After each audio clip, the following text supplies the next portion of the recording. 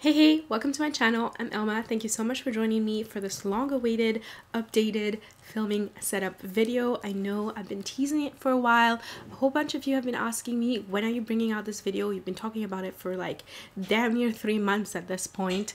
And I'm sorry it took so long, but here it is. If you've watched my previous filming setup video, you know that I'm super thorough. I go into details about everything. So you're gonna wanna grab a snack and something to drink and maybe a notepad to just take notes because I'm going in, okay? So without no further ado, let's get right into it. I gotta tell you something I could do. Okay, so first things first, what camera is it that I'm using? I'm using a DSLR, and the reason why I use a DSLR opposed to like a regular, let's say, point and shoot is because you can film for long periods of time without your battery like dying or overheating. And when it comes to the whole battery thing, actually check my previous video. I talk about like a cool way on how to not have to charge your battery every other minute. Like I can film like the whole freaking day without charging my battery once. So check out that video if you want to know what it is I'm talking about. I know the tease is real, okay? I'm a teaser, okay? So I use the the Canon EOS 70D, and one reason I really love it is one, it has like a flip screen. So let me just show you this so you can see. So it has a flip screen over here, which is really handy, but most importantly, I can actually connect it to my computer and have like a full monitor, so I'm not here like squinting and trying to see what's going on, and there's a big like red button telling me you're still recording, honey, you're good to go. So, and most especially what I love about it is that I can actually set up everything from my computer with ease and actually visually see how it's gonna look like in post. So really love this camera. I find that when you are a one-person show, this camera is like this line of like EOS 70D, 80D, 90D is really cool because you can actually film on your own. And one thing, the most important, is you can autofocus and it doesn't make any sound. So let me just show you this real quick. Just put the lighter and look at that, beam, nice. So that is one thing I really love about this camera. So my advice to you, especially with Black Friday coming along, just get the body, and then where the magic happens and why I don't feel the need to upgrade my camera is because of my lens. So what lens is it that I'm using? And now actually, compared to my last video, I only solely use this lens, and it's the Sigma 18-35mm f1.8 lens. It's a little bit pricey, but it's way worth the money because I feel like the lens combined with my whole lighting, I'm really satisfied with the quality of my videos. One thing I love about this Sigma lens is like it's a zoom lens, so you can zoom in like this, like nice and close with tutorials, and you can zoom all the way out so you can actually see my whole thingy. But we're gonna zoom you guys in a little bit more so we can hide that. But you can actually zoom in and zoom out, and that's something that I find that's really handy, especially if you're doing like tutorials. You want to be a little bit more zoomed in so people focus on whatever it is you're, you know, makeuping or whatever. And when you're doing like more chatty videos like this one, nice and zoomed out so you're not like all up in people's faces. So I find that this lens is amazing for that. Plus it has a low f-stop. So little bracket, what is an f-stop? So the f-stop is, I don't know exactly what it is, but this is what you should know about it, okay? The lower your f-stop, so let's say 1.2, 1.4, 1.8, the blurrier your background is gonna get. So when you want that little nice crisp bouquet effect, so let's say if I come in closer like this, it gets even blurrier because it just focuses on me and the back is just blurry. Again, cheaper options, last video, link in the description box if you're interested. But this lens and this camera just work perfectly fine, and the fact that I can actually connect it to my computer and it serves like as a monitor just makes things way more easier. So compared to my last video, I have changed a couple of things in my filming settings, and I'm gonna show it to you right now. So we've switched to the iPhone, and I'm just gonna show you real quick my current settings. So my white balance over here is on auto. We're gonna get back into that when I talk about backgrounds. And over here I'm at 100. My ISO is at 100. So let me just show you real quick what it does. So let's say I increase my ISO and what you see is that the video is getting brighter and brighter. So I usually like to keep it on auto, and it works like perfectly fine. I like how it is. You put it on auto, and then over here is your f-stop. So look at the background. So as I increase the f-stop, you can see how unblurry it gets, and as well as how dark it gets. So I'm just gonna reduce it back to f1.8 so it stays nice. And then over here, I don't remember what this is called, but anyway, like if I increase it, it gets darker, right? This is actually really cute, but I usually like to keep it at 100. So another thing as well that I do is picture style. So before I used to film in portrait picture style, but now I just film in auto, and I change up my like settings here a little bit. Sharpness, I keep it at 3. If I increase it, it gets sharper and sharper, but I find like 3 is just perfect. Then over here you have contrast, and I have it at -1 because I like my dark colors to stay dark, and so it doesn't like wash me out, especially with all these lights. So like let's say if I increase it, it just gets, it's not very nice. It's like kind of gritty, so I just reduce it to -1. Color saturation, I keep it that way, and color tone as well, because all that I take care of in post-production with my LUT. If you want more about like filming, like how I edit and LUTs and all that, just drop a comment below. I'll make a video about it, and you just like connect it with like the cable from your phone, from your camera to your computer. So that is it for my filming settings. Back to the Canon camera. So 2.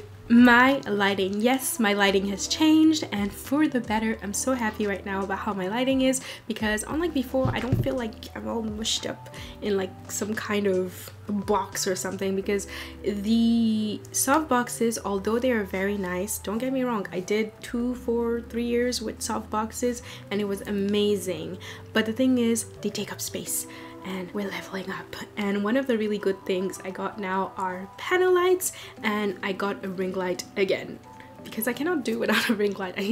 I was just like, let me just get a ring light and just call it a day. So I actually have like the whole like 3-point lighting system, so let me show you that right now. So in front of me over here I have my ring light, and one thing I really love about this ring light is that it is super thin. Like look at that. That's like my little finger, and I have like really little fingers. So that's my ring light. And then on the side I have 2 panel lights, LED lights. I'm gonna be linking everything below, and all of this is from Newer if I'm not mistaken. And so it's an LED light, and you can just like directly plug it into the socket and just adjust as you will. So I have the yellow and white light going, so it's like nice and balanced. Over here I just have white light, and then over here I have my overhead light. That's just the biggest thing that I have still here. Love it to bits and pieces. I find that when I don't have this light, it just makes the scene a bit darker, but it's really cool too, because I can just create a whole mood by just turning off this light. This is me all lit up, okay? And now turn off the light, it's like a whole different mood, and it's really, really nice, but I like it to be really bright. I usually have this kind of setting going on when I do like makeup removal videos or more like personal talky videos, because I find it's a lot more cozier. But when I want y'all to see everything, I have it all. So that is it for my lighting. One thing I love about like the panel lights and the ring light is that they're dimmable, so depending on your surrounding and what you have going on, you want to adjust accordingly, and also make sure you have that hand in hand with your camera settings, because sometimes you'll be like, oh my god, the quality of my video is actually horrible, like my camera is this, my camera is that. But it's all about adjusting your lights with your camera settings in mind. It took me so long to realize that. I was just like, how do they get all this like crispiness? Why does it look so smooth and soft and this? And it's all about your lighting. Before I forget, pro tip, if you really want that light to just you know, shine on you, one thing you should get, and I know like people have like panel boards and, you know, like with foil or something going on, and you can do that, and it's really good because like that way like the light is just bouncing off you. But because the space I'm in is small and the walls are still like light colored, I just can get away with a reflector on my table. So let me just show you real quick what the reflector looks like. This is the reflector I have. I just have it on my table so that way all the lights are just like bouncing off, and so that way no shadows. So I usually keep it on the silver side, but you actually also have golden side as well. So usually I have that on during the summertime, but unless I just keep the silver side, and it works perfectly fine. So that's a pro tip for you if you find that, you know, you have like shadows under, like, okay, look at this. It's not really fair because like my table is actually white, but let's say you had a dark table, you would have like hella shadow. Even here you still have shadow, but the minute I just add that, it's just like, you see, it's just like bouncing off, and that's what you want. It's like, it's all about you being in focus and the light hitting you. You're the subject. Always keep that in mind. Number 3, backdrops. I know I briefly talked about it, or maybe not even at all, in my last video. Maybe because deep down inside I knew there will be a part 2, and I was like, ooh, I'll tackle it then. But we are here. Backdrops. So you have 2 options for your backdrop. You can have an organic backdrop like you see right now. One thing I love about organic backdrops is like, it's your way to express yourself. It's your way of showing your viewers, this is what I'm about, okay? Yes, it's a little bit kitsch because I have like the little heart, I have the little candle going, I have like some greenery and some art as well. But to each their own. I know some people go for like a darker theme. I know for a very long time this whole like white thing was like a whole thing, and maybe when I move to another place I'll like switch it up, but for now I still really love it. It's indicative of my personality. Plus I really love that little like heart lamp because my parents got it for me, so it's just like extra special for me. So yeah, organic backdrops are really great, and I've come to realize that I love using organic backdrops, especially when I'm doing a more like chatty video where I want you guys to feel like more at ease, and you know, we're just chilling together in my environment, right? That's the whole thing about organic backdrops. So if you want to go the organic backdrop route, please clean up the mess, because the number of videos I've seen where there's like an organic backdrop and there's like a whole bunch of shit going behind. Honey could be talking about the most interesting subject ever, but I'm gonna be like, what is that sock doing there? Why is a bottle of Coca-Cola going on? Like, what's that about? So keep in mind that when you do have an organic backdrop, you want to keep it crisp and clean and clutter it as much as you want. If that's your personality, go for it. If you want to add lights, this, that, go for it, but it has to be clean clutter because it can easily become distracting. Do you know what I mean? So that's my tip for you. If you're more into like tutorials and things like that, and you want the sole focus to be on your pretty little face, a good option to go for is regular backdrops. So 2 options for you. You could actually go the paper backdrop route, or you could go the fabric route. I personally believe that the fabric route is cheaper because you could either order it off Amazon or go to your local fabric store. Like, you don't even need to have like a backdrop stand to make it work, okay? You can just like, if you have like, just say like a plain wall, you just have to tack the fabric to the wall without like making a dent in it or whatever, like thumbtacks or whatever, right? But I like having this because I have paper backdrops. So paper backdrops are really nice and all, but they can rip, but they're heavy, but they take up space, but they're really amazing because it's like nice and plain. I have like a whole bunch of like color options. So I personally get my backdrops from B&H. They deliver to Canada and there is no duty fees actually, which is really cool because I hate buying stuff and having duties at the door. But with B&H you don't, and the delivery is quite fast. I think that within a week you get your backdrops. So let me just show you my paper backdrop collection.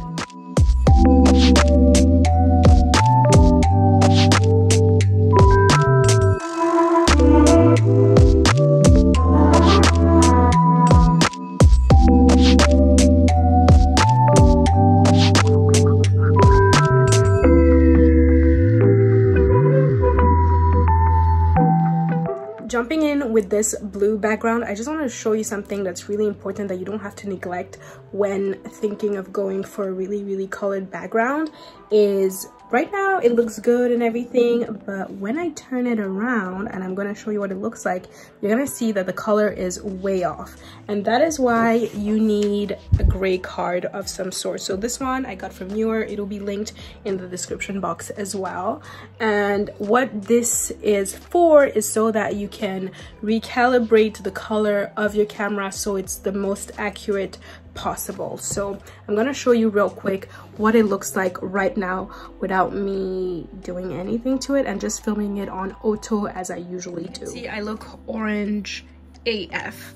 So what you want to do is place your gray card in front of your lens and then go over to, let me zoom you guys in so you can actually see what I'm doing, and then go over to white balance. And so pick up the pipette and then click on here so like it focuses solely on the gray, just like that, and there you have it. The color is way more balanced and I don't look as orange as I initially did. So that's a trick you have to know. Like, it doesn't work for every backdrop, but some really colorful backdrops like the blue over here where the color is like way off on your camera, it's like, what the heck is going on, where's the white balance? It usually goes cuckoo crazy. But the beauty of the Canon camera is you can actually, you know, make it work, if you know what I mean. Okay, so the second kind of backdrops you can get are fabric backdrops, and I'm gonna show you right now what they look like. And what I love about fabric backdrops is that you can get like a whole bunch of textures. So far I'm all in like the whole sequin thing, but I find that it's really cool and super versatile. I've seen people have kind of more like furry kind of backdrops which add nice texture to your videos, or you know, frills or whatever. You can actually like just go wild and even have backdrops with like drawings in the back. But when you go that route, I advise that you rein it in a little bit so you still remain the focus of the video. You don't want everybody to be just looking at your backdrop constantly, you know what I mean? And one thing that is super duper important about backdrops, especially fabric backdrops, are clamps. These are important. My thing about backdrops is like you really want to hold it taut and just like clamp it so that everything is like nice and straight basically. That way even the light will bounce off it way better.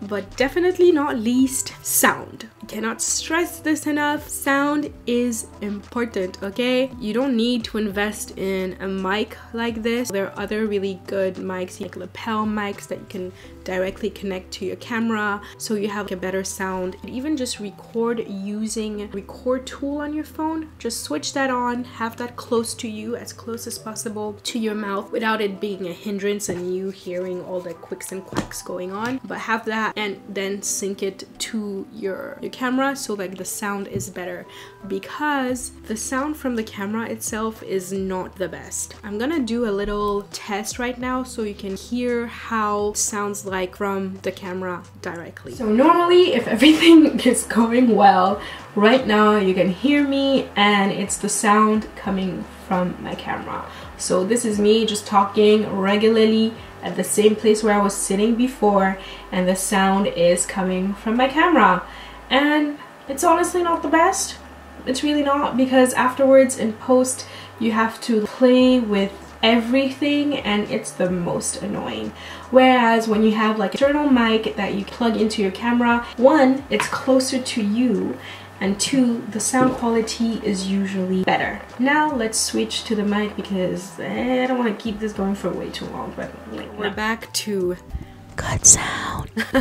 And for that I used the Blue Yeti mic. I really love this. It comes in a whole bunch of colors, but I had to get it in black. Okay, it's so sleek, it's so beautiful, and one thing I love about it is that you directly plug it into your computer and that's what powers it, so you know, no battery. And you have the little head jack over here that you then connect over there. Can I zoom you guys in? There you go.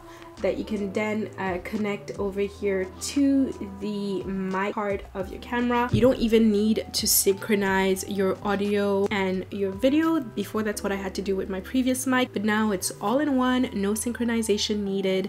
And most importantly, I want to go manual, and I'm going to show you real quick my settings for my mic. So this is my mic over here, and over here I have the volume at around here. And one thing I also really love about this mic is it tells you when it's recording. So if this button is clicking, it means that it's on mute, whilst if it's like a nice red big button, it tells you, okay girl, you're recording. These are my settings. I have the volume a little bit high, so then afterwards in post I can reduce it if I need to. So over here you have your gain and your recording settings. So I usually have my gain lowered so that it doesn't pick up all the sounds, okay? But it has like a whole bunch of settings for like when you're interviewing people or whatever, and I usually have it on this setting over here, which is colloid or something.